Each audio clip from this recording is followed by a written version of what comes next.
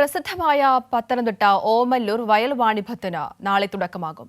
ഒരു മാസം നീണ്ടു നിൽക്കുന്ന ഓമല്ലൂർ വയൽ വാണിഭം കാർഷിക സംസ്കാരത്തിന്റെയും വിപണനത്തിന്റെയും മേള കൂടിയാണ്. വയൽ വാണിഭത്തിന്റെ സാംസ്കാരിക സമ്മേളനം മന്ത്രി വീണ ജോർജ് ഉദ്ഘാടനം ചെയ്യും. 600 വർഷം വരെ ഓമല്ലൂർ വയൽ വാണിഭത്തിന് പഴക്കമുണ്ടെന്നാണ് വിശ്വാസം.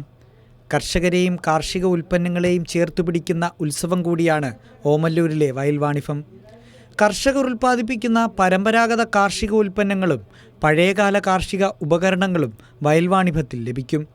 ഓമല്ലൂർ പഞ്ചായത്തിൻ്റെ നേതൃത്വത്തിൽ കൃഷിവകുപ്പിൻ്റെ സഹകരണത്തോടെയാണ് ഒരു മാസം നീണ്ടു നിൽക്കുന്ന ഓമല്ലൂർ വയൽ വാണിഭം സംഘടിപ്പിച്ചിട്ടുള്ളത്.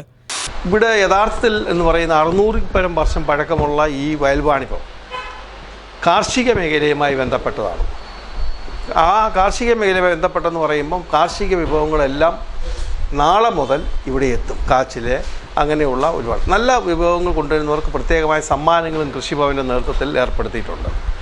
അത് പിന്നെ വിവിധ സാംസ്കാരിക പ്രോഗ്രാമുകളാണ് പിന്നീടുള്ളത്. ഇതിൻ്റെ ഏറ്റവും പ്രധാനപ്പെട്ട എന്ന് പറയുന്നത് എല്ലാ ആളുകളും കൂടി ഒരുമിച്ച് ചേർന്ന് ഒരു ഉത്സവമായിട്ടാണ് ഈ വയൽ വാണിഭത്തെ കാണുന്നത്. 14 നടക്കുന്ന സാംസ്കാരിക സമ്മേളനം മന്ത്രി വീണ ജോർജ് ഉദ്ഘാടനം ചെയ്യും.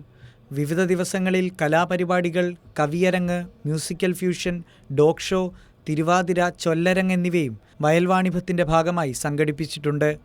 ഏപ്രിൽ 10 വരെയാണ് ഓമല്ലൂർ വയൽ വാണിഭം നടക്കുക. കൈരളി ന്യൂസ്, പത്തനംതിട്ട.